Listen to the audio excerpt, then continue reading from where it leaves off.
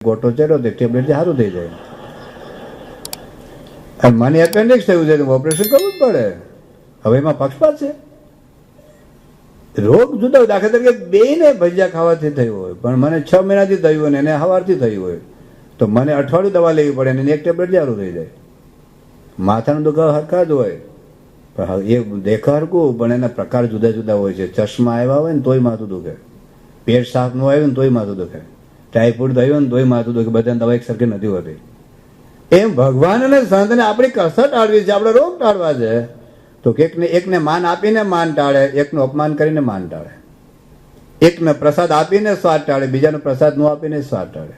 એકના વખાણ કરીને અહંકાર ઓગાળે અને એકનું વખાણ ન કરીને અહંકાર ઓગાળે. એની રીત જુદી છે.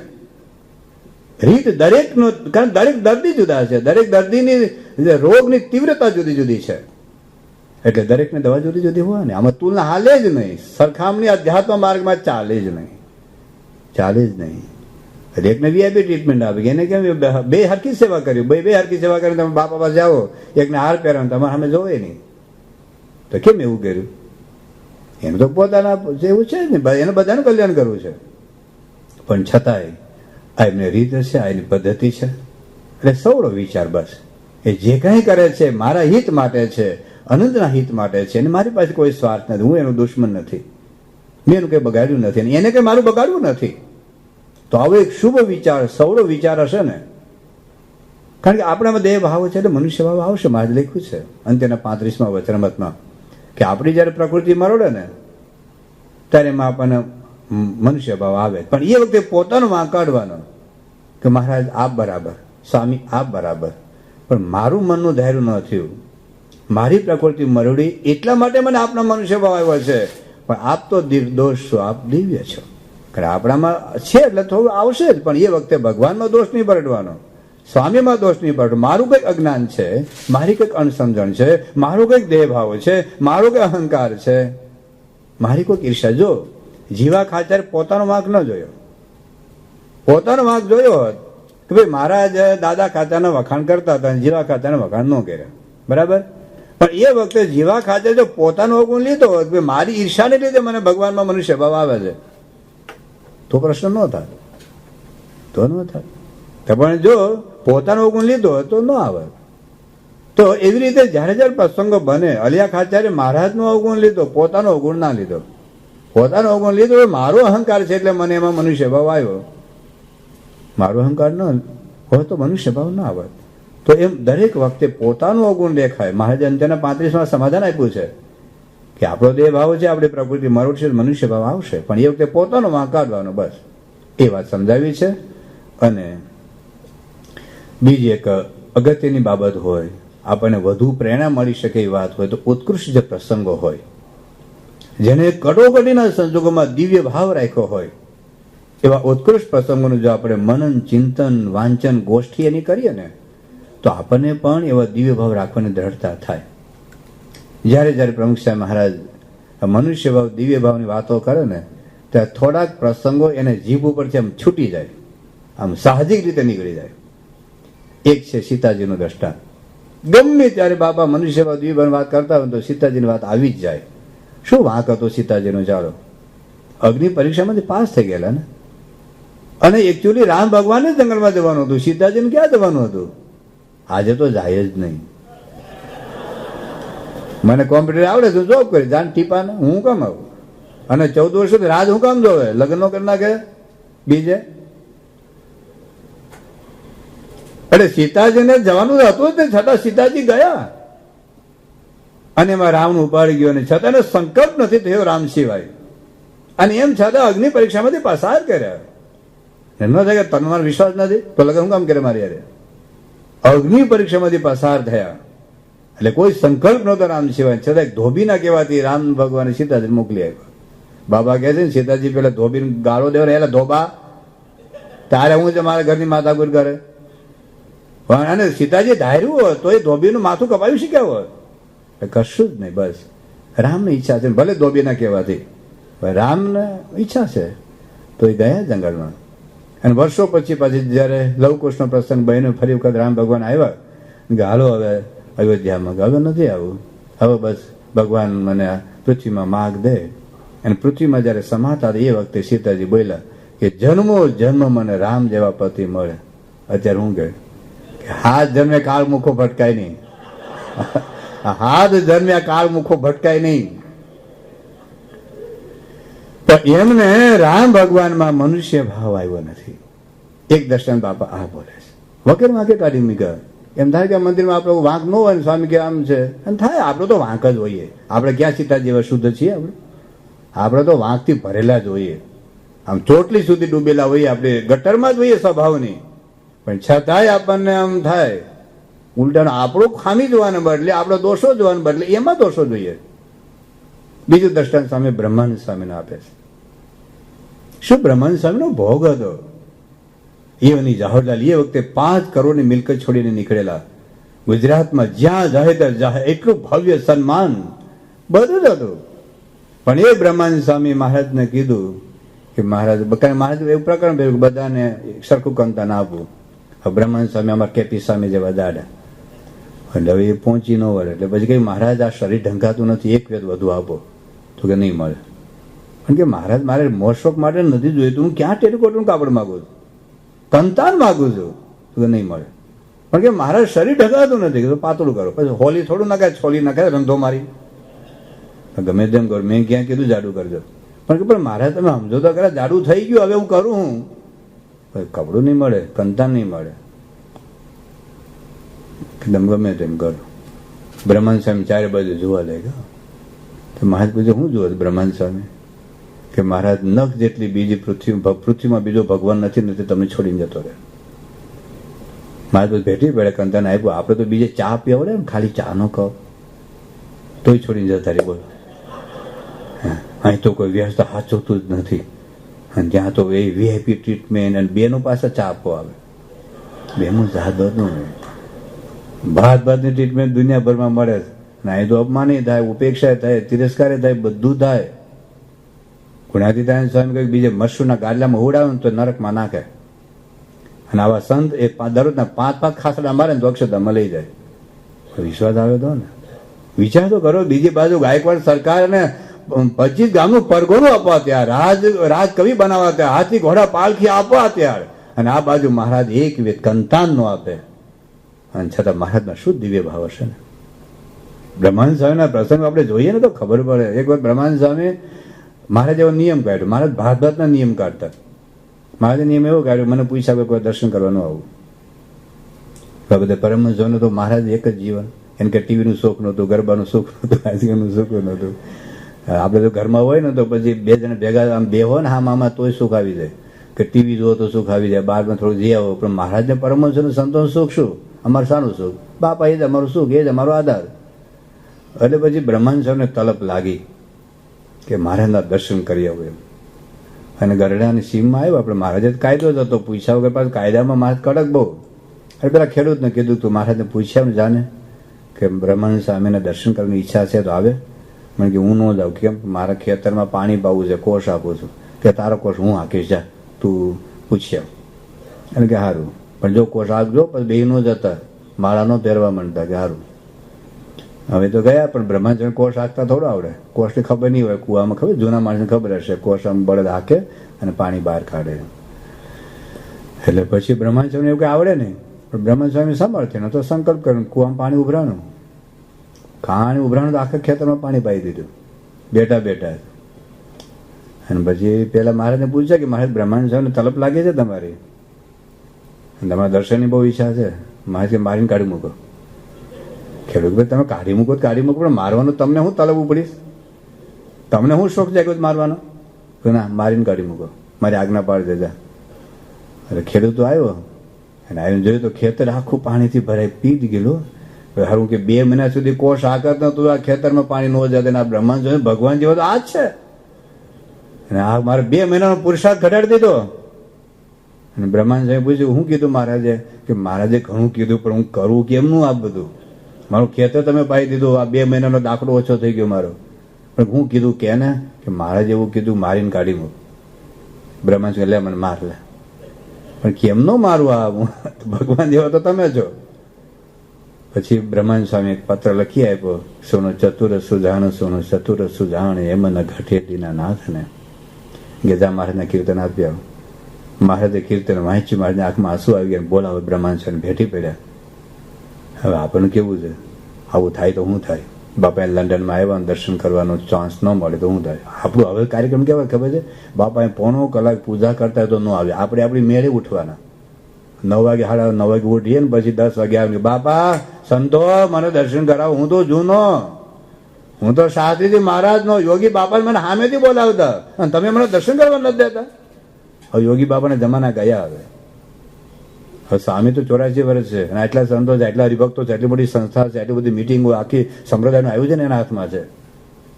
તો પછી આપણે તો આપણી મેળે આવો ને 1.5 કલાક દર્શન કરવા. એ નહીં, અમારી મેળે આવીએ, અમારી મેળે તમે અમને દર્શન કરાવવાના અને પછી સંતો અવગુણ લે અભાવ લઈને જતો રહે. આવું થાય છે ને બધું. હવે આપણે સ્વામી પાસે સંતો પર ગરમ થાય. સ્વામી ખાલી મળવા આમ બાપા આશીર્વાદ, બાપા કઈ કામ હોય તો મળવા તૈયાર હતું. કેટલી વખત બાપાએ સંતોને કીધું કે કોઈ હરિભક્તોને કામ હોય તો હું કલાકો સુધી બેહવા નવરો તૈયાર છું, પણ ખાલી બસ માથે હાથ મૂકો, આશીર્વાદ આપો, માથે હાથ મૂકો. કેટલી વખત માથે હાથ મૂક્યા. પણ આપણને એમ થઈ જાય કે બસ બાપા મને કેમ મળવા ન દે. વિચાર તો કરો, આટલા બધા સત્સંગ સમુદાયમાં કેવી રીતે બધાને મળી શકે? આખી સંસ્થાનું કામ કેવી રીતે કરે? એને કઈ કામ હોય કે નહીં? આપણા જ પત્રો હોય, આપણી ખાનગી હોય, આપણી મિટિંગ હોય, આપણે મળવાનું હોય, એના કેટલા ફોન એટેન્ડ કરવાના હોય. પણ આપણે આપણી રીતે દર્શન થાય તો અમે સત્સંગમાં લાભ લઈએ. બસ ઘણા એટલે આવતા બંધ થઈ ગયા. ઘણા બધા અમે બાપા આવતા આવ્યા, અમને કોઈ મળવા ન દીધા, અમને કોઈ દર્શન કરવા ન દીધા. બસ હવે બધે જે પૈસાદારો એને જ મળવા દે, બહુ મોટા એને જ મળવા દે, અમારા કોઈ જૂનવાણી કોઈ પૂછતું નથી. ઘણા જૂનવાણી ચહેરા બંધ થઈને કારણ આ છે. આટલું નાની નાની બાબતમાં આપણને ભગવાનમાં મનુષ્ય ભાવ આવે, સંતોમાં મનુષ્ય ભાવ આવે. તો વાત આટલી છે. કેવા બ્રહ્માનંદ સ્વામી. બીજી બાપા વાત કરે છે ઘણી ઘણી, આખું મંદિર બાંધ્યું 12 રૂપિયામાં, 12 રૂપિયા આપ્યા હતા, આખું વડતાલનું મંદિર બાંધ્યું. 2 દિવસ પહેલા સર્વમંગલ સ્વામી વાત કરેલી, પણ મારે ઉઠાવ્યા સીધા. પણ બ્રહ્માનંદ સ્વામી ન કહ્યું બીજા હળી કરી એટલે મને કાઢ્યા. મારો હું વાંક, મારો હું વાંક. ઘણી વખત બધા સત્સંગ મંડળના એસીઓ હોય છે ને, એસીઓ બીજા એસીઓ કરે ને કે મારો હું વાંક. ઉગતી પેઢીને તક આપી, તારો કશો વાંક નથી, ભજન કર ને. બસ મારો હું વાંક, કશો વાંક નથી ભાઈ. આખું મંદિર બાંધ્યું અને બીજાને કહેવાય છે મારે ઉઠાવ્યા. પછી તો શ્રીજી બ્રહ્માનંદ સ્વામી બાજુમાં ગામ છે ત્યાં સિંજી વાળે, અને રાતે ભજન ગાયું સીતા લઈને. અધમ ઉદાહરણે જે ભજનો ગાયા, આંખમાં ચોધાર આંસુએ રડતા હતા કે મહારાજ જેવો તેવો તો એ બાળક તમારો, અમારા અવગુણ્યા ન દોષ, મારા દોષ જોયા, પોતાના દોષ જોયા.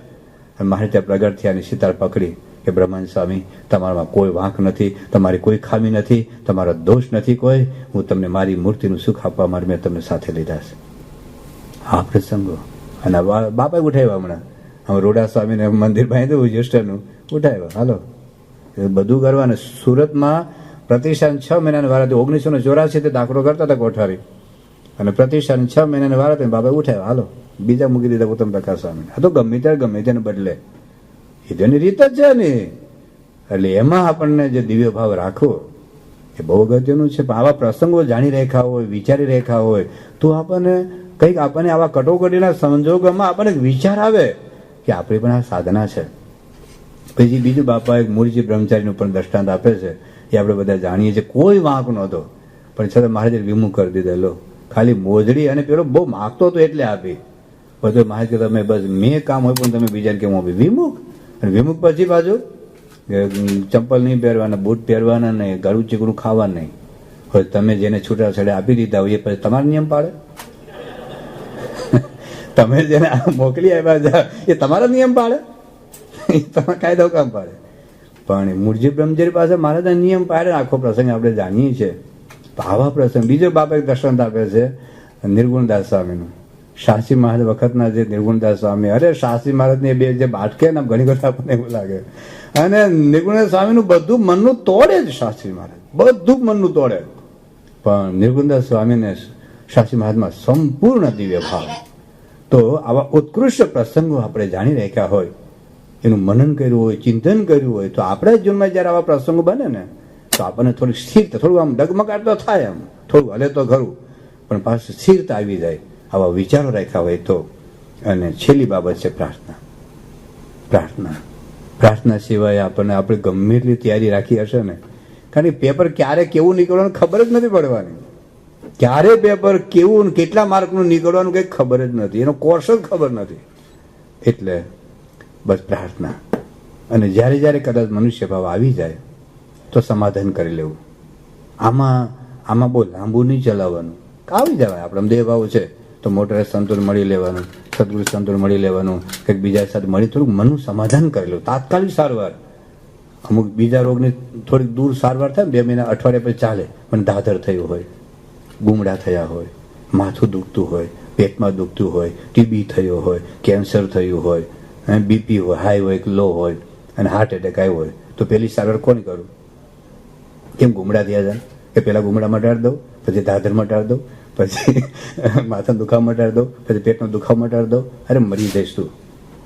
તો પેલા હાર્ટ એટેકની સારવાર પેલા કરવી પડે. એમાં આપણે ક્રોધ હોય, કામ હોય, ઈર્ષા હોય, લોભ હોય, એ ભલે રહ્યું હમણાં, પણ આ મનુષ્ય ભાવ એ આપણું ખેદાન મેદાન કરી નાખશે. એ આપણું બધું બાળીને ભસ્મ કરી નાખશે આપણી સાધનાને. એટલે જ્યારે જ્યારે મનુષ્ય ભાવ અને આપણામાં આવવાનો, પણ એ વખતે મોટેરા સંતોને મળીને થોડુંક સમાધાન કરી લેવું કે મને આવી શંકા જાય છે તો હું કરું, કેવી રીતે કરું? કારણ કે બાપાને જ મનુષ્ય ભાવ, એટલે બાપાને તો તમે મળી શકવાના જ નથી. કે જેની આ પ્રશ્ન છે એને કેવી રીતે મળો? તો કોઈક મોટેરા હરિભક્તો સંતોને મળીને, એટલા માટે ગુણાતીતાનંદ સ્વામી કહ્યું કે 2 સેવા સારા સંતો, 2 હરિભક્તો સાથે આપણી એવું આત્મીયતા હોય કે જેથી કરીને આપણા જીવનમાં ક્યારેક આવા પ્રસંગો બને તો એ વખતે આપણને સમાધાન મળી શકે.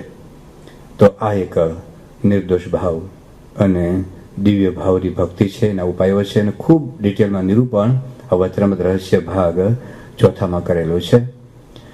હવે 3જા પ્રકારની જે ભક્તિ છે એ અનુવૃત્યા ભક્તિ.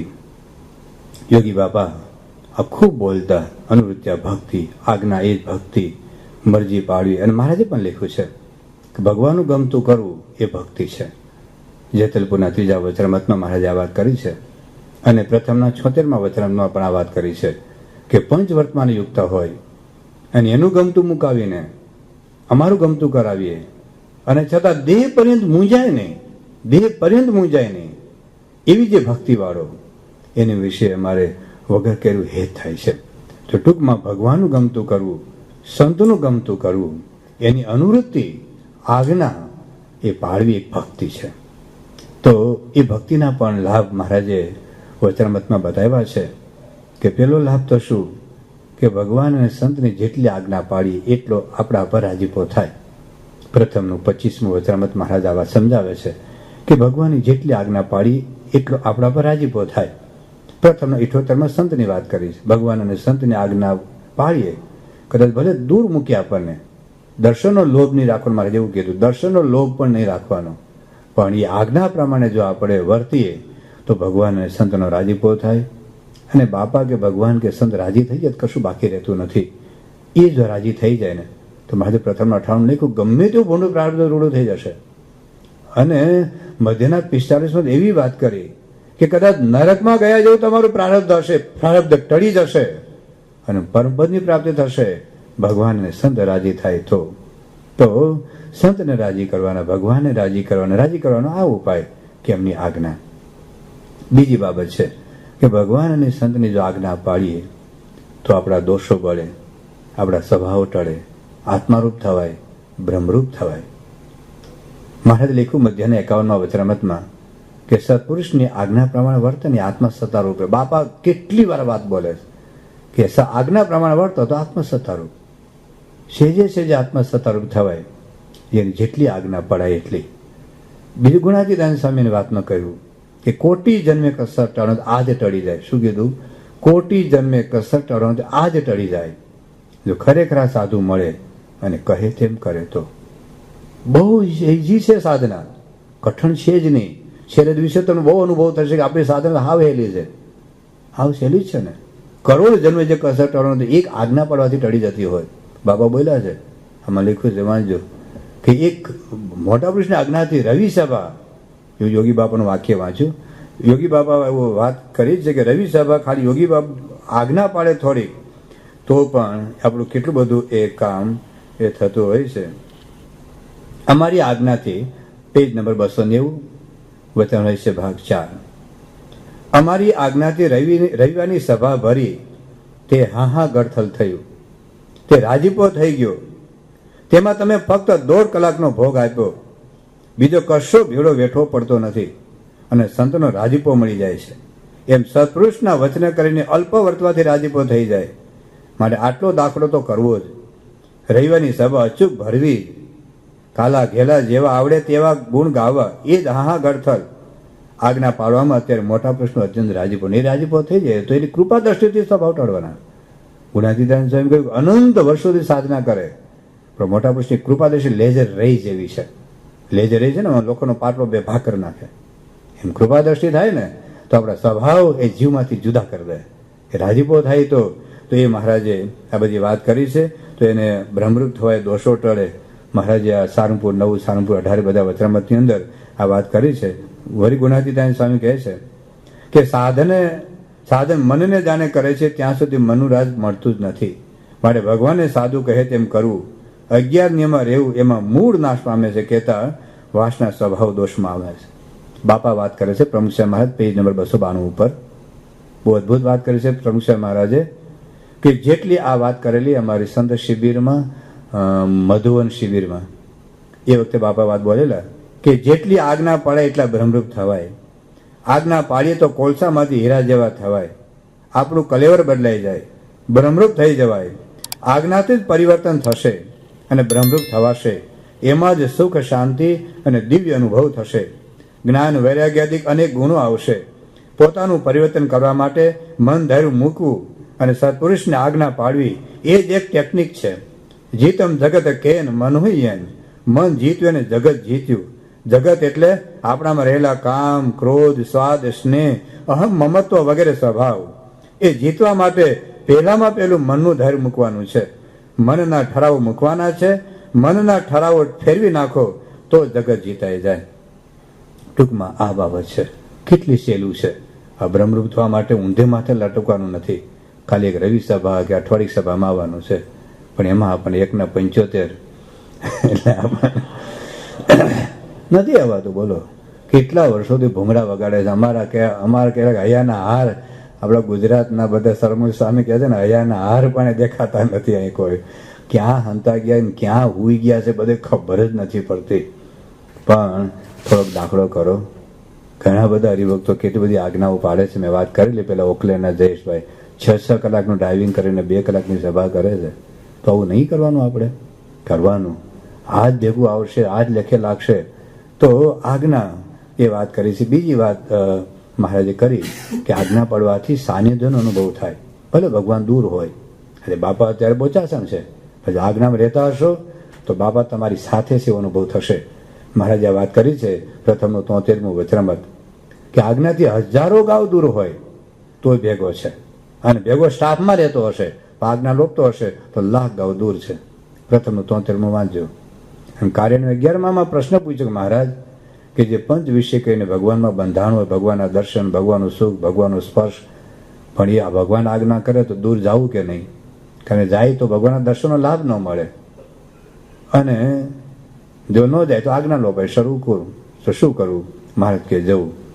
જો ભગવાનની આજ્ઞાથી દૂર જશે ને તો આજ્ઞા ભેગી મૂર્તિ એક ક્ષણ માત્ર પણ એ ભગવાન એનાથી દૂર નહીં રહે. જેમ ભક્તને ભગવાન વગર નથી રહેવાતું એમ ભગવાન પણ ભક્ત વગર નહીં રહી શકે. આવી વાત મારે કારણે 11માં કરી. તો ભગવાનની આટલી આજ્ઞા પડશું ને, ખરેખર ભગવાન આપણા ભેગા છે, સ્વામી આપણા ભેગા છે. લેશ માત્ર દૂર છે એવું નહીં મનાય, ભલે મૂર્તિ નહીં દેખાય. એક વખત અમારા એક સંત છે, એમણે બાપાને પૂછ્યું, બાપા તમે આજ્ઞાથી દૂર રહેવાનું કહો છો, પણ ત્યાં ભેગી તમે કહો આજ્ઞા ભેગી મૂર્તિ જાય, એ મૂર્તિ તમને દેખાતી નથી દેખાતી એટલે સુખ ન આવે. એના કરતા આજ્ઞા લોપીને ભેગા રહીએ તો મૂર્તિનું સુખ તો આવે. કારણ કે મૂર્તિ દેખાય, હાલતા, વોકિંગ કરતા, જમતા, પૂજા કરતા. શું કીધું? દાખલા કે બાપાની આજ્ઞાથી અત્યારે અમે ધારો કે લંડન આવી ગયા, બરાબર? હવે અહીં તો બાપા દેખાતા નથી, તો બાપાને લંડન જવાનું કે આજ્ઞા લોપી કે સ્વામી મારે જવું નથી, મારે તમારે ભેગા રહેવું છે. એમ આજ્ઞા લોપીને હું બોચાસણમાં રહું તો બોચાસણમાં તો બાપાની મૂર્તિ દેખાય, અહીં તો દેખાતી નથી.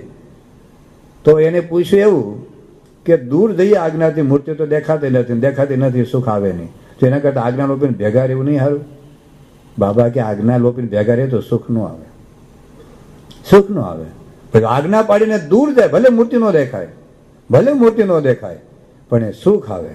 અને મૂર્તિનો અનુભવ એક વખત અમારી ગોંડલમાં શિબિર હતી, તો આગના ભેગી મૂર્તિ કાર્યનું 11મું નિરૂપણ બાબા કરતા હતા. તો પછી બાબાએ કહ્યું કે આગના ભેગી મૂર્તિ જાય. તો પછી વાત એ કે સ્વામી મૂર્તિ તો દેખાતી નથી. સ્વામી મૂર્તિ દેખાતી નથી, પણ મૂર્તિ ભેગી હોય ને જે કામ થાય ને એ મૂર્તિથી જ કામ થાય. નહીં તો સ્વામી તમે આમાં કોઈ થૂકેમી નથી, કોઈ એઠું પાણી નાખે એમ નથી. બાબા એવું બોલેલા. તો જે આપણાથી બધાથી કામ થાય છે કારણ એમની આજ્ઞા ભેગી છે, એટલે આજ્ઞા ભેગી મૂર્તિ છે. એટલે તો આજ્ઞાથી આપણે ગમે તે જગ્યા હો, પણ ભગવાન તમારા ભેગા છે, ભગવાન આપણા ભેગા હોય, સંત આપણા ભેગા હોય, તો હું બાકી રહે? શું બાકી રહે? બધું ભેગું થઈ જશે. પણ જો આજ્ઞા લોપશો ને તો ગમે અરે અબજો પાઉન્ડ કમાશો ને તો શાંતિ નહીં થાય. જાઓ લખું લખી નાખો, અબજો પાઉન્ડ કમા. અરે દુનિયામાં બધા છે જ ને લોકો પાસ, ક્યાં નથી? પણ છતાં પ્રશ્નો છે ને ઘર ઘરની રામાયણ સાથે વાત કરી હતી. ઘર ઘરની મોકાણ છે, ઘર ઘરની મોકાણ ને ઘર ઘરની રામાયણ, ઘર ઘરમાં મહાભારત ચાલે છે. આજ્ઞા નથી પાડે, આજ્ઞા પાડો બસ. બીજી વાત કરી મહારાજે કે આજ્ઞા પાડીશું તો સુખનો અનુભવ થશે. મહારાજે પ્રથમ 34માં લખ્યું છે કે જેટલી આજ્ઞા પડે એટલું ભગવાન જેવું સુખ આવે. બોલો, પ્રથમ 34માં લખ્યું છે કે જેવું ભગવાનનું સુખ છે એવું સુખ આવશે આજ્ઞા પાડશો તો, અને આજ્ઞા લોપશો તો સુખ નહીં આવે. આજ્ઞા ભેગી ગુણાતીતાનંદ સ્વામી તો વારંવાર વાતમાં વાત કરી છે કે જેટલી આજ્ઞા પાડીશે એટલું સુખ આવશે. હરિચરિતામૃત સાગરના કેટલાક વાક્યો છે, પેજ નંબર 294. પેજ નંબર 294 ઉપર હરિચરિતામૃત સાગરનું એક વાક્ય છે કે ભગવાનની આજ્ઞા પાડી તો ભગવાન આપણે ભેગા રહે, ભેગા રહે એટલે સુખ આવે. માં શું કહે છે? જો અમારા વચન ન માને, સાંભળજો હવે કાન ખોલીને, પેજ નંબર 294 હરિચરિતામૃત સાગર. અમારા વચન ન માને અને રાત દિવસ અમારી પાસે રહી સેવા કરે, રાત દિવસ અમારી પાસે રહી સેવા કરે, તેને અમે દૂર માનીએ છીએ. અમારા કરતા અમે અમારા વચનને મુખ્ય માનીએ છીએ. અમારા કરતા, અમારી મૂર્તિ કરતા પણ અમારું વચન મુખ્ય છે. પછી મહારાજે કહ્યું કે મારા વચનનો આદર રાખે તે મારો આદર રાખ્યા બરાબર માનું છું. મારા વચનમાં મારો નિવાસ છે, તેમાં જેટલો આદર રાખો તેટલો હું તમારી પાસે છું. મનુષ્ય તન ધાર્યું હોવાથી તે પ્રમાણે વર્તીએ એટલે દૂર રહેવાય, પણ પ્રત્યક્ષ અને પરોક્ષ બે ભાવ મનુષ્ય તનમાં રહ્યા છે, પણ વચનરૂપી મારું દિવ્ય શરીર ક્યારેય પરોક્ષ થતું નથી. આજ્ઞારૂપી જે પતંગની વાત પણ ગુણાતીતાનંદ સ્વામીએ કરી છે.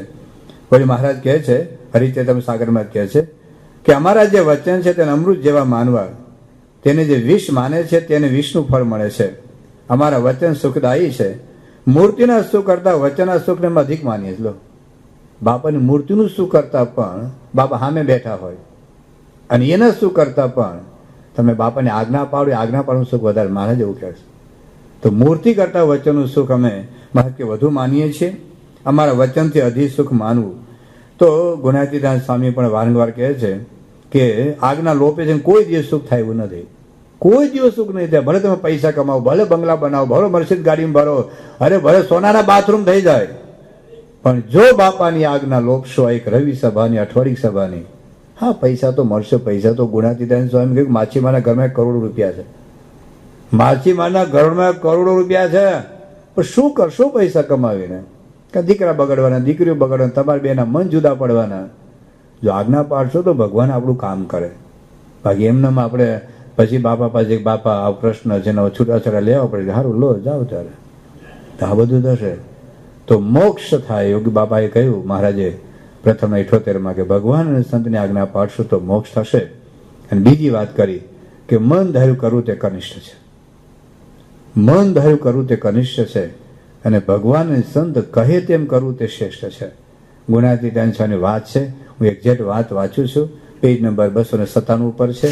વાત છે બીજા પ્રકરણની 57ની વાત વાંચવા જેવી છે કે સંત કહે તેમ કરવું શ્રેષ્ઠ છે, ને મનનું ધાર્યું કરવું તે કનિષ્ઠ છે. મન ગમતું કરતો હોય ને ત્યાગ રાખતો હોય, આખા મંદિરનું કામ એકલો કરતો હોય.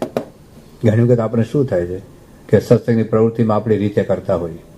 અહીંયા જે આયોજકો હોય, સંયોજકો હોય, મોટેરા સંતો હોય, એની રીતે ન કરીએ, આપણે આપણી રીતે જ કરતા હોઈએ. બધા આપણી રીતે સત્સંગનો પ્રચાર વગેરે કરતા હોઈએ, પણ મોટેરા કેમ કરવાનું? એટલે બાબાને એક વાક્ય છે, આપણે વાંચીશું આગળ કે આખા મંદિરની જેવું એકલો કરતો, પણ મન ધાર્યું કરતો હોય તો કનિષ્ઠ છે. પણ ભગવાન અને સંત કે ગમે તેટલા માણસને સત્સંગ કરાવતો હોય, લો ગમે એટલા માણસોને સત્સંગ કરાવતો, આ આટલું મોટું મંદિર છે ને એકલો વ્યક્તિ પહોંચી વળે?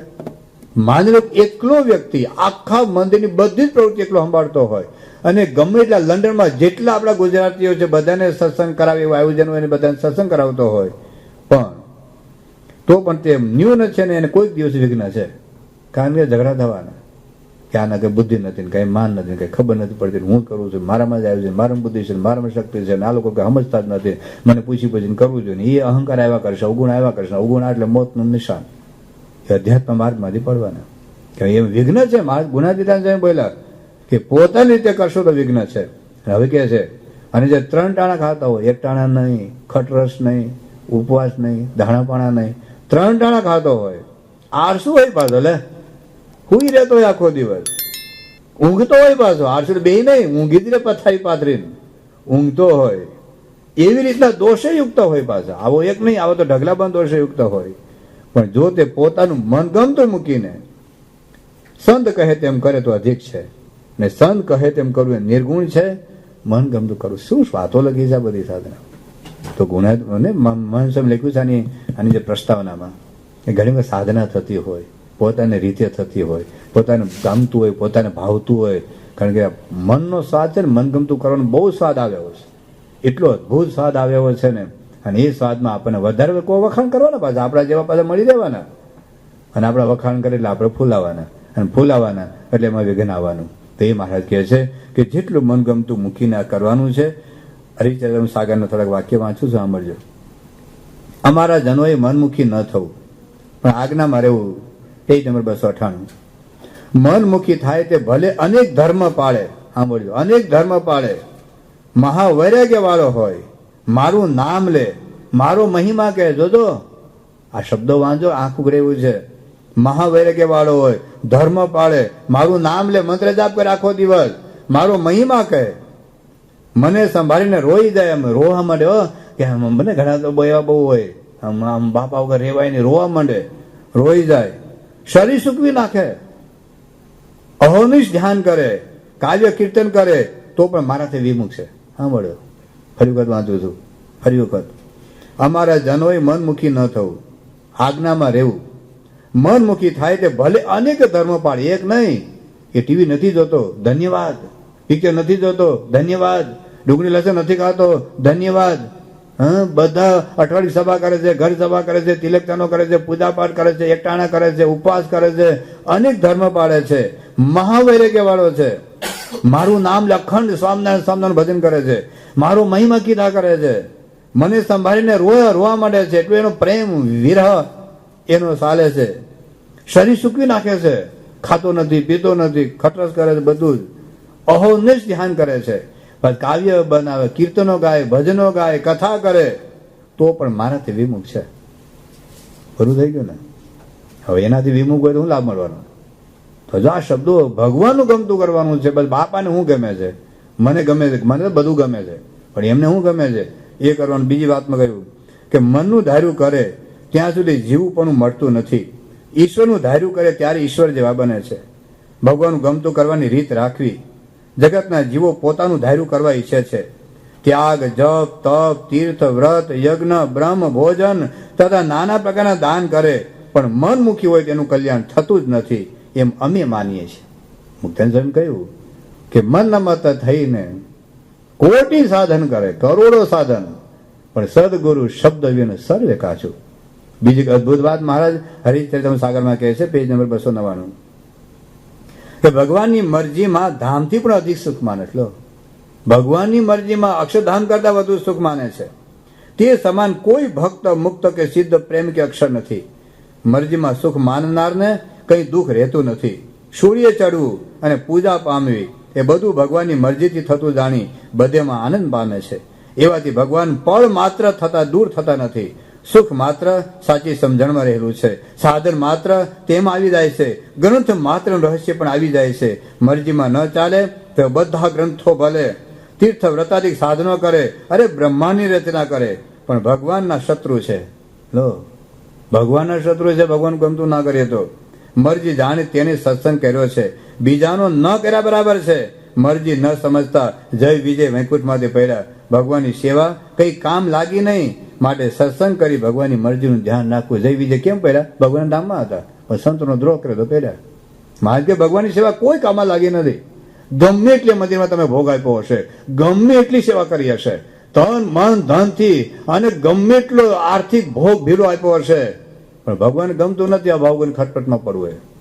અને જો પડ્યા તો મારા શત્રુ છે. ભલે આપણે આપણા ગોઠિયા મિત્રો હોય ને, બધી ગોષ્ઠી કરતા હોય ને, અધ્યાત્મની ભેગા બેસીને ગપ્પા મારતા હોય, ટીકા ટિપ્પણ નિંદા બધું કરતા તો લોકો તો વાહ જ કરવાના, એ આપણા જેવા જ છે. પણ મહારાજ માને છે કે મારા શત્રુ છે, ગમે એટલો ભોગ આપ્યો ને ગમે એટલી સેવા કરી હોય તો પણ જો અભાવની ખટપટમાં પડ્યા તો ગયા. મહારાજ એવું કહે છે. તો શ્રીજી મહારાજ આવી તો અનેક પ્રકારની વાતો. બીજી એક વાત વાંચેલો છેલ્લે કે સૂર્ય ઉદય થાય તો દીવા મશાલની જરૂર રહેતી નથી. વરસાદ પડે ત્યારે કોષથી પાણી કાઢવાની જરૂર રહેતી નથી. વાણમાં બેસે તેને તુંબડા બાંધવાની જરૂર રહેતી નથી. એમ ભગવાનનું ગમતું કરે એના બીજા સાધનો આપોઆપ આવી જાય છે. અમારા વચનમાં અનંત સાધનો રહે, અનંત સાધનો. તો આવી વાત બધી આ હરિચરિત્ર સાગરમાં અદભુત ઉપદેશ છે. આ તો મેં થોડાક જ વાક્યો વાંચ્યા, વાંચજો, આંખ ઉઘડી જશે. અને ખરેખર આપણી જે સાધના ધ રાઈટ ડિરેક્શનમાં એ આપણી સાધના થશે. તો મૂળ વાત છે કે આપણું મનગમ અનંત જન્મથી મનગમતું કરતા આવ્યા છે. ગુણાતીતાન સ્વામી કહ્યું, આ વખત તો સખી મેલી દે મન નામ રોડ ને, એવો આમરો રે, એવો આમરો રે, કરે કેને જો કાજ કે, મેલી દે મન નામ રોડ ને. આ મનના મરોડ મૂકવાના છે. બાપા બોલેલા સર્વમંગલ સ્વામીને કે આ માસ્ટર કી છે બોચાસણમાં શું હતું, સૂર્યગ્રહણ, ચંદ્રગ્રહણની સભામાં સખી મેલે દે મનના મરોડ ઉપર બાબા નિરૂપણ કરતા હતા. અને સ્વામી કીધું this is the master key. આ માસ્ટર કી છે અને બધા તાળા ખોલી કાઢે એક જ ચાવી હોય તો મનનું મૂકવાની વાત બાપા પણ કરે છે. પ્રમુખ સાહેબ મહારાજ એના થોડાક વાક્યો વાંચી લઈએ. સાંઈ બાપા બોલે છે, સાંભળજો, બહુ ગજબની વાતો કરી છે. અનંત જન્મથી મન ધાર્યું કરતા આવ્યા છે. અનંત જન્મથી આપણી રીતે જ ખાધું છે. આપણે આ કેટલી જન્મ નહીં તમે ડુંગળી લસણ ખાધા હોય, પહેલી જ વાર ખાવ ના? તમે તો નહીં ખાતા હોય, તો જનરલ ખાલી વાત કરો. લગભગ તો લંડનના કોઈ હરિભક્તો ડુંગળી લસણ ઘરમાં છે જ નહીં. આ તો જે કદાચ કોક સત્સંગી નવન ખાતો એ ભલે ખાય, એની યાર મને વાંધો નથી. અનંત જન્મથી મન ધારે પિક્ચરો નહીં જોઈએ. પહેલી વાર તમે લંડનમાં આવ્યા છો? પહેલી વાર આવ્યા છો? આની પહેલા કેટલી વાર અહીં જૈનમાં હતા ખબર જ નથી. કેટલી વાર અનંત જન્મથી મનની ધાર્યું ખાધું છે, મનનું ધાર્યું જોયું છે, મન ગમતું જ કર્યું છે. બાબા કહે છે કે અનંત જન્મથી મન ધાર્યું કરતા આવ્યા છે. જો સત્પુરુષની આજ્ઞા પાડી હોત તો આપણો મોક્ષ થઈ ગયો હોત. આ દેહમાં ફરી આવવું ન પડત. માટે આ વખતે એવો વિચાર કરવો કે આ દેહ કરીને આપણા મનનું ધાર્યું કરવું નથી, એમનું ધાર્યું કરવું છે. એ કહે એમ જ કરવું છે. એમાં બીજો કોઈ વિચાર નથી કરવો કે મને ટાઈમ નથી મળતો, મારે બહુ દૂર પડે છે, મારે સભામાં નહીં આવી શકાય, અમે 2 જણા નોકરી કરીએ છીએ. અરે ગમે તે કરતા બધું મન ગમતું છે. જો તમારે જો ખરેખર બાપાને આજ્ઞા પાડવી છે, બધા રસ્તા મળી આવશે. બધા જ રસ્તા મળી આવશે. તમે ગાડી નહીં હોય તો બધી વ્યવસ્થા થઈ જશે. પણ તમારો સંકલ્પ છે કે મારે એક અઠવાડિક સભાની યોગી બાબાને પ્રમુખ સમાજ આજ્ઞા પાડવી છે, તમારી દ્રઢતા છે કે મારું મનનું ગમતું મૂકી દેવું છે અને આ જન્મે મારે બાપાનું ગમતું કરવું છે, તો ઘર સભા થશે જ. ક્યાં સ્વામી આજ્ઞા કરે છે જંગલમાં જાઓ, ક્યાં બાબા આજ્ઞા કરે છે હિમાલયમાં જતા રહો, ક્યાં એવી આજ્ઞા કરે તમે લગ્ન ના કરો, ક્યાં એવી આજ્ઞા કરે નોકરી ધંધો બંધ કરી દો. અરે બધાથી પાડી શકાય એવી આજ્ઞા છે. જે કઠણ આજ્ઞા હોય તો એવી આજ્ઞા તો કરતા જ નથી. આટલી આજ્ઞા જો આપણને કઠણ લાગતી હોય તો શું કરવાના? કેમ? કારણ કે મન ગમતું જ કરવું આપણને ગમે છે. ભગવાન અને સંતનું ગમતું કરવું નથી ગમતું. બાપ આગળ કહે છે કે મન ના ઠરાવો, બસ મારે સભામાં નથી જવું, 1:75 ભેગા કરવા. મનની કલ્પનાઓ, મનની માન્યતાઓ અને ગોઠવણીઓનો ત્યાગ કરીને એમની રીતે રીત, એમની ઈચ્છા, એમની મરજી જો આપણી થાય તો સુખ આવે. આમાં મનનું ધારું મૂકવાની વાત છે. આપણા મનનું ધાર્યું જેટલું થાય તેમાં અશાંતિ ને દુઃખ છે. મનનું ધાર્યું રહે ત્યાં સુધી દુઃખના દાડા થશે અને મૂકો એટલે સુખના દાડા. આવું જ જોઈએ તો અશાંતિ ને અશાંતિ. મનગમતું મૂકી દઈએ તો શાંતિ ને શાંતિ. તેમને જેમ ગમે તેમ આપણા મનને મારવાનું છે, મરોડવાનું છે. દેહ પર્યંત મૂંઝા વગર તેમનું ધાર્યું કરવાનું છે.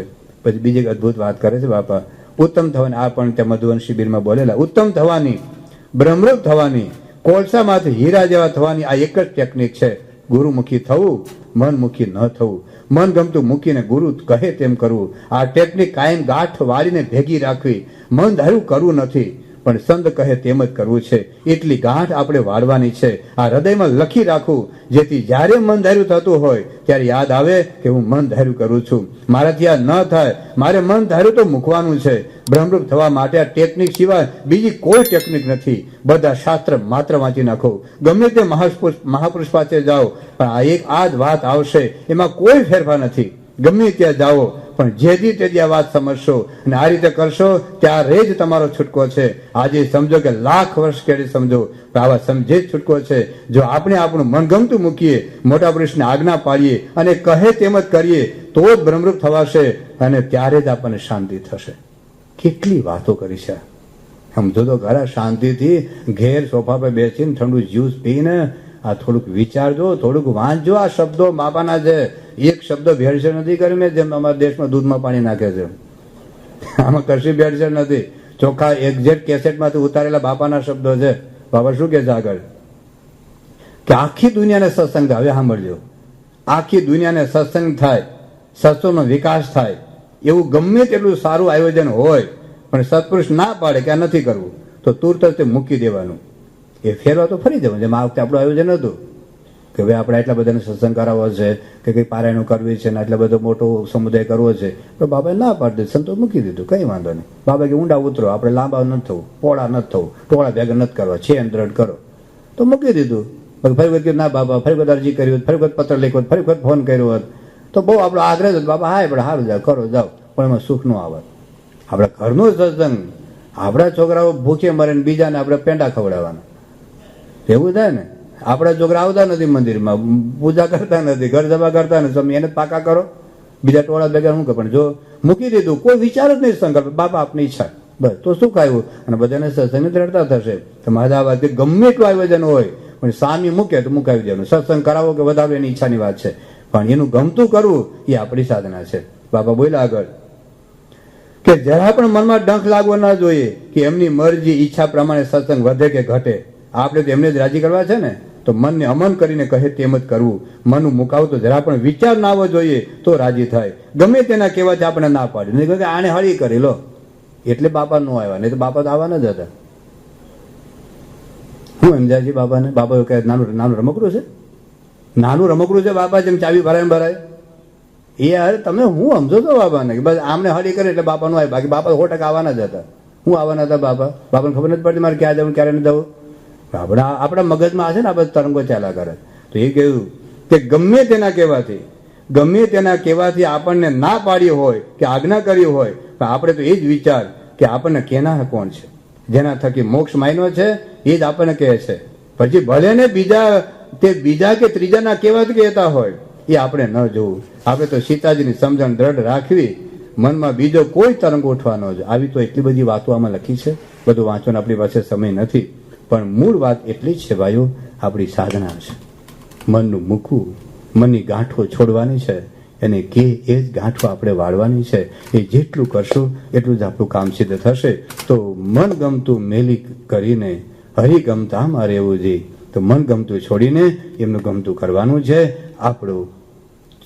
આપણા બીબા, આપણા આગ્રહો, આપણી માન્યતાઓ બધી જ મૂકી દેવાની બાબ, તો હળવા ફૂલ થઈ જવાશે. કોઈ મગજમાં કટકટ નહીં રહે, ટેન્શન નહીં રહે, કોઈના પ્રત્યે ફરિયાદ નહીં રહે, કોઈનો અભાવ નહીં, કોઈનું અગો નહીં. બસ સ્વામી બાપાના મરજીમાં, એના ગમતામાં, હા એના ગમતામાં લાખો રૂપિયા આવી દઈએ છે, પણ એના ગમતામાં આપણે જે સંપ રાખવાનો, એકતા રાખવાની, દરેકનો ગુણ લેવાનો, કોઈનો અભાવમાં નહીં પડવાનું, ખટપટમાં નહીં પડવાનું, આવી જે સૂક્ષ્મ આજ્ઞાઓમાં આપણે શું છે કે બસ બાપે આજ્ઞા કરી હું ડુંગળી લસણ નથી ખાતો, ધન્યવાદ. દારૂ નથી પીતા, ધન્યવાદ. ઈંડા નથી ખાતા, ધન્યવાદ. બરાબર, સારી વાત કહેવાય. ટીવીને જોતા, પિક્ચરને જોતા ઘણા બધામાં એવા છે, પણ બીજું પણ ઘણી વખત ક્યાંક ક્યાંક ખૂને ખાતરે ચાલતું હોય તો બાપાની ખાલી સ્થૂળ આજ્ઞા નથી પાડવાની, આ સૂક્ષ્મ પણ આજ્ઞા છે. અભાવ ગુણ લેવાની કોઈ છૂટ આપી છે? ચાલો, અભાવ ગુણ લેવાની છૂટ આપી છે? અભાવ ગુણ વાતો કરીને જેને છૂટ આપી હોય એ ઊંચો થાય, હું પગે લાગુ, દંડવત કરું. જેને છૂટ આપી ના તમને અભાવ ગુણ લેવાની છૂટ, જાઓ તમારે એનો દંડવત કરવા ઉભા થાવ જોઈએ, નહીં તમારા રૂમમાં આવજો, હું ખાનગીમાં દંડવત કરીશ. કોઈને છૂટ નથી આપી. આપણે માની કે બાપાને રાજી કરીએ. શું રાજી કરીએ? અરે ફેરવી નાખી છે પાણી, બધી સાધના ઉપર પાણી, જેટલું સેવા કરી હોય, ભોગ આપ્યો હોય, ભગવાન કશું જોતા નથી આગળનું, ઘસાઈ જશે બધું જ. તો આપણે આજ્ઞા છે, અભાવગુણમાં ન પડ્યું આજ્ઞા છે, ખટપટ ન કર્યું આજ્ઞા છે. કોઈને ભલે દોષો તો છે જ ભાઈઓ. This is hospital, not 5-star hotel. Hospital એમાં બીમાર રહેવાના જ. અમે તમે બધા બીમાર. હું કઈ નિર્દોષ નથી, કોઈ અમે નિર્દોષ નથી, કોઈ અમે દાવો નથી કરતા અમે બધે બ્રહ્મરૂપ છીએ. એક પણ દાવો નહીં કરે કે અમે બ્રહ્મરૂપ છીએ. અમે દોષવાળા સ્વભાવવાળા છે જ. આમાં કોઈ પેટમાં દુખે, કોઈ માથું દુખે, કોઈ કેન્સર દુખે, ટીબી, ધીસ ઇઝ હોસ્પિટલ. એમાં અમે તમે બધા બીમાર છીએ, પણ એમાં ખટપટ કરવાનું ક્યાં આવ્યા છે? આપણે આપણો રોગચાળો આવ્યા છે ને. આપણો સ્વભાવ નથી, આપણો દોષો નથી, આપણો ખામી નથી, આપણે બ્રહ્મરૂપ થઈ ગયા, આપણે ગુણાતીત થઈ ગયા છે. કોઈનું કામ હોય, કોઈનામ ક્રોધ હોય, કોઈનામ લોભ હોય, કોઈનો ઈર્ષા હોય, કોઈનામ અહંકાર હોય, એ તો છે જ. પણ આપણે આપણું ટાળવા માટે આવ્યા છે. માટે આપણે સામે નિશાન રાખવાનું, સામે જ્યાં સુધી બીજાનું જોયા કરશું ત્યાં સુધી કોઈ દિવસ આગળ વધવાનું નથી. કોઈ દિવસ આગળ વધવાનું નથી. જિંદગીમાં ક્યારેય શાંતિ થવાની નથી. મહારાજના શબ્દો છે. તો આપણે આજ્ઞા છે, અનુવૃત્તિ છે, આની મરજી છે, આની રુચિ છે. તો એ આપણે સમજવી પડશે ને ક્યારેક. અને હા, આપણો સ્વભાવ છે તો ક્યારેક મન લપસી પડવાના, પાછું વળી જવાનું, લપસી પડવાના, પાછું વળી જવાનું, કે આ આપણે નથી કરવું. શૂરવીર થઈ જવાનું કે મારે સાંભળવું નથી. જા, ગમે તેવો મોટો હોય ને બાબા કે ધડક કહી દેવાનું. એમાં બહુ ના ચાલે કે તું ગમે એટલો મોટો હોય આ વાત નહીં સાંભળે.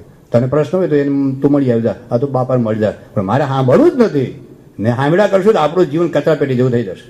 કચરા પેટી હોય ને બધા કચરો નાખવા આવશે. જોજો, કચરા પેટીમાં બધા જ કચરો નાખવા આવશે.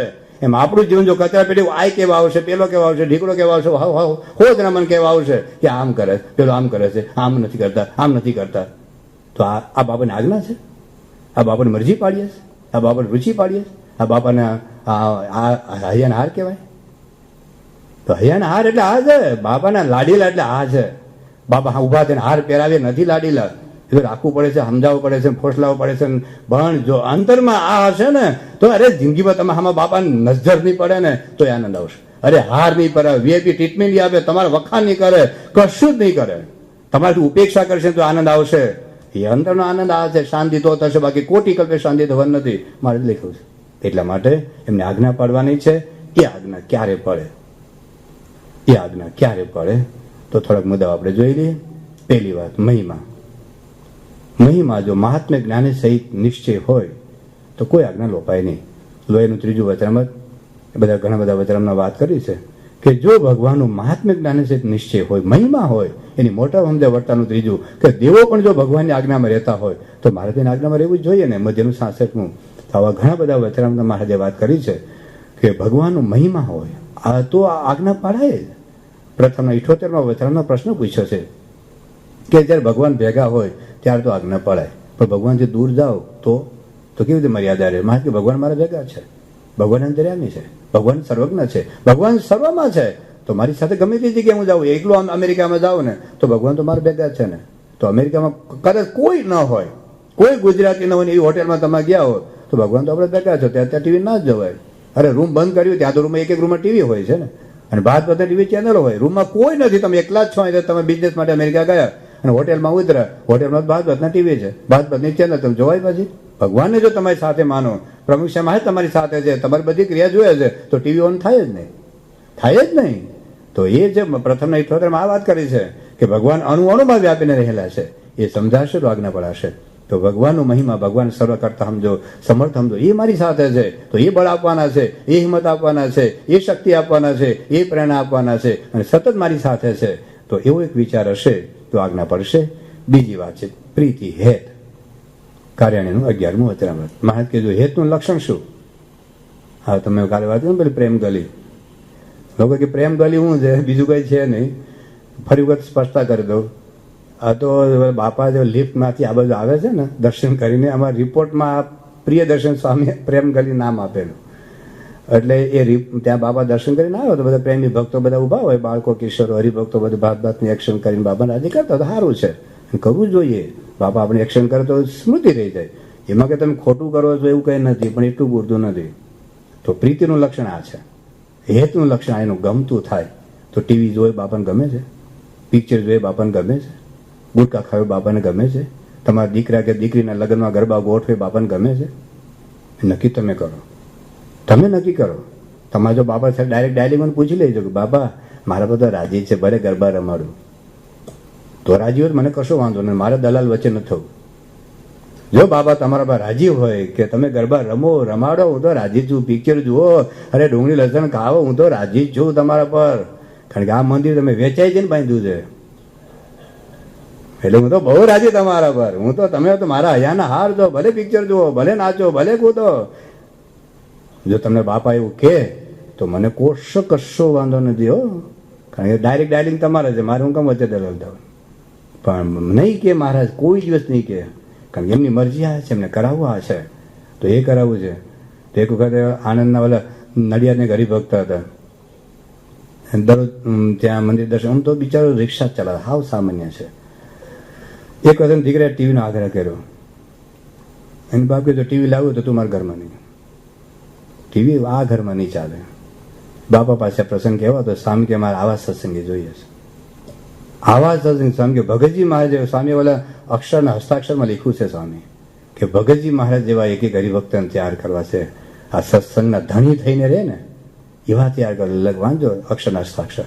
આ અપેક્ષા છે બાપાની આપણા માટેની, આવી ભવ્ય એની ભાવના છે આપણા માટેની. તો થોડું આગળ વધીએ. ભલે એક દિવસમાં બધું નહીં થયું, મને ખબર છે, અમે એક દિવસમાં નહીં સુધરતા, પણ આપણો એક વિચાર હશે ને કે મારે બાપાના માનસ પુત્ર થવું છે, બાપા મને જેવો બનાવે અને એની ઈચ્છા છે મારો હરિભક્ત, મારો સંત કેવો હોય એવા મારે થવું છે, એ સંકલ્પ હશે તો 100% થવાશે એ વિચાર. તો મરજી, એની રુચિ ક્યારે પડાય, એમાં હેત હોય તો, એમાં પ્રીતિ હોય તો. ત્રીજી બાબત છે વિશ્વાસ. વિશ્વાસ કે ભગવાન અને સંત જે આજ્ઞા કરે છે મારા હિત માટે છે. જેમ ડોક્ટરના વચનમાં વિશ્વાસ આવે ને તો તમે દવા લો જ, ટેબ્લેટ લો જ, ચરી પાડો જ. વચનમાં વિશ્વાસ કે ભલે નાની આજ્ઞા છે, બહુ મોટા કામ માટે મોકલવું જરૂર નથી. દાખલા તરીકે મારે માથું દુખતું હોય તો માથા જેવું ટેબ્લેટ હોય, સાચું બોલે કે આટલું મોટું માથું દુખે, ભલે માથું એવું પણ ટેબ્લેટ તો નાની જ હોય. એમાં હોમિયોપેથિક ટેબ્લેટ કેવી કહ્યું, હાવ નનકોડી કોઈ એના માથું દુખે. મને કહું કે સાહેબ મને માથું દુખે, દવા કોણ? હવે મને પેલી હોમિયોપેથિક આપે. વહેલા ભણેલો છે, ભાન છે કે નહીં, આટલું મોટું માથું અને આટલી કઈ નાની ટેબ્લેટ આપે. ડૉક્ટર હું કે સ્વામી જીવું છે, માથું મટાડું તો લઈ લો, નહીં તો હોઈ જાઉં જા. એને ખબર છે મારું શરીર આખું દુખતું હતું કે શરીર જેવડું ઇન્જેક્શન હોય લાંબુ, ઇન્જેક્શન તો એટલું જ હોય અને લિક્વિડ તો થોડુંક જ હોય. પણ જો વેતનમાં વિશ્વાસ આવવાનું ઇન્જેક્શન લો તો રોગ મટી જાય. એમ અનંત જન્મો સુધી સાધના કરવાનું જે કામ ન થાય એ આજ્ઞાથી થાય એવું છે. અને આજ્ઞા નહીં પાડો તો ગમે એટલું કરીએ ને તો ડૉક્ટરનો ફોટો રાખો તમારા ખિસ્સામાં, પોકેટ કેલેન્ડર, વોલ કેલેન્ડર. અને બાપાની પેલી મૂર્તિ રાખે છે ને ફાઈબર ગ્લાસ, એવી મૂર્તિ રાખો ડૉક્ટરની. દરરોજ આરતી ઉતારો, દરરોજ દંડવત કરો, દરરોજ થાળ કરો, દરરોજ પ્રદક્ષિણા ભરો, દરરોજ 1 કલાક સુધી ડૉક્ટરના પ્રવચન ગાઓ, સંગીતમય, હાર્મોનિયમમય, તબલામય. અદભુત આવા ડૉક્ટર તો દુનિયામાં ક્યાંય નથી. કોટેશન સંસ્કૃતમાં, હિન્દીમાં, અંગ્રેજીમાં, અને 1 કલાક ડૉક્ટરના વખાણ કરો તો રોગ મટે. રોગ ક્યારે મટે?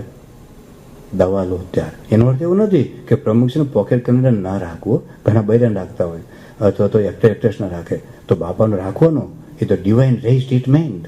અરે ઘરમાં બીજા હાલતુ ફાલતુ ફોટા રાખવા એના કરતાં પ્રમુખના ફોટા રાખવાના જ, બાબાની મૂર્તિ રાખવાની જ. Divine rays treatment. કંઈક તો દિવ્યતાનો અનુભવ થશે ઘરમાં, પણ ધીસ ઇઝ નોટ ઇનફ. એ પૂરતું નથી. મારા વખત ક્યાં પોકેટ કેલેન્ડર હતા? પર્વતના ગોરધમે રાખતા પોકેટ કેલેન્ડર. આજ્ઞા ઇઝ ધી મસ્ટ. હા, પછી રાખવું બરાબર, પણ આપણે ખાલી પોકેટ કેલેન્ડર રાખીને તમે નાચતા હો, કૂદતા હો, એ નહીં ચાલે. એ નહીં ચાલે. તો મહારાજ આ વાત કરે છે કે આજ્ઞા ઇઝ ધી મસ્ટ. એટલા માટે ક્યારે થાય કે વિશ્વાસ. અને છેલ્લી બાબત છે ખપ, સ્વાર્થ. ખપ અને સ્વાર્થ હોય ને તો ગમે તેવી કઠણ આજ્ઞા પડાશે. તમને ફાંસીની સજા થઈ હોય, થાય એમ જ નથી. જો કે તમે તો ધારો કે કોઈ કારણોસર કોઈ જન્મટીપની ફાંસીની સજા થઈ, એની મને ખબર નથી. અમારા ભારત દેશમાં રાષ્ટ્રપતિ સિવાય બીજી કોઈ તાકાત નથી કે તમને ફાંસીમાંથી છોડાવી શકે. રાષ્ટ્રપતિને દયાની અરજી કરો, સુપ્રીમ કોર્ટનો ચુકાદો આવી ગયો હોય છતાં પણ રાષ્ટ્રપતિએ ફેરવી શકે. રાષ્ટ્રપતિને અરજી કરો કે ભાઈ મારી ભૂલ થઈ ગઈ છે, એ હકીકત છે, હું માફી માંગુ છું, પણ મારે ઘરમાં તકલીફ છે, મારો દીકરો દીકરી નાના છે, અથવા મારા લગ્ન બાકી છે, મારા મા બાપ વૃદ્ધ છે, અને દયા કરો. અને રાષ્ટ્રપતિ કે જાઓ દયા કરો, પણ આટલી શરત માન્ય કરવાની, લાઈફ ટાઈમ કરવાના હો, જામીન સહિત મને 100% જો કહેવાના હોય ને તો પાછો જેલમાં પડીને ફાંસીની સજા મોકલી આપીશ. એક નંબર 1 કે રવિ સભામાં જવાનું 2 કલાક તો જાવ કે નહીં? તિલક ચાંડાથી પૂજા પણ કરવાનું, શરમાવાનું નહીં. ભલે લંડનમાં રહો કે અમેરિકામાં રહો તો કરીએ કે નહીં? વાંકા વળીને કરીએ કે નહીં? હે, ઘર સભા કરવાની કરો કે નહીં? દરરોજ એક વતનમાં 10 સ્વામીની વાતો વાંચો તો વાંચો કે નહીં? તમારા દીકરા દીકરી સાથે અડધો કલાક બેસો તો બેસો કે નહીં? કારણ કે જન્મટીપની સજામાંથી મુક્ત થવાનો સ્વાર્થ છે. અરે અનંત અનંત અનંત જન્મોની આ જન્મટીપની સજા છે. અનંત જન્મોની આ 184 છે. આ ફાંસી છે. એ ફાંસીમાંથી મુક્ત થવાનો છેલ્લો જન્મ થવાનો, અક્ષરધામ લેવાનો એક અવસર આવ્યો છે. અને એ અવસરમાં આટલી નાની આજ્ઞા, નહીં જંગલમાં જવાનું, નહીં હિમાલયમાં જવાનું, નહીં ઘર બહાર છોડવાના, નહીં લંડન મૂકવાનું, નહીં નોકરી ધંધા બંધ કરવાના, ખાલી ઘર સભા, ખાલી રવિ સભા, ખાલી તિલક ચાંદા સાહેબ પૂજા પાઠ, ખાલી થોડુંક વાંચવાનું. એટલું જો આપણે ન કરીએ તો આપણા જેવા મૂર્ખ કોણ કહેવાય? આપણા જેવી નાગરદાય કોની કહેવાય? તો આટલી જો આજ્ઞા પાડીએ તો ખપ અને સ્વાર્થ હોય. અને કટોકટીના સંજોગોમાં કેવા કેવા ભક્તોએ કેવી કેવી આજ્ઞાઓ પાડી છે.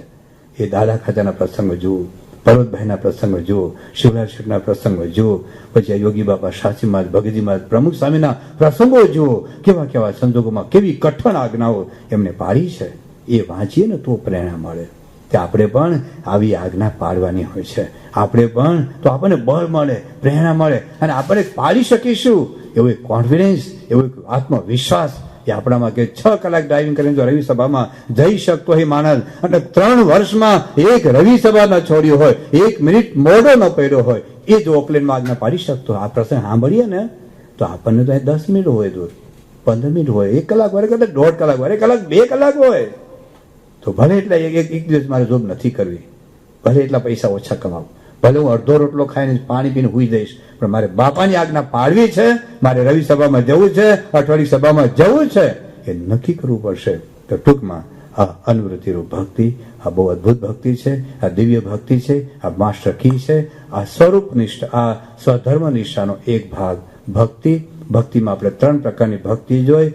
એક તો આપણે પ્રેમ લક્ષણા ભક્તિ, બીજી નિર્દોષ ભક્તિ, ત્રીજી અનુવૃત્યા ભક્તિ, અને આવતીકાલે 2 ભક્તિ આપણે આવતીકાલે જોવાના છે. એમાં આપણે વિશેષ વાત આવતીકાલે કરીશું. ત્યાં સુધી સૌને જય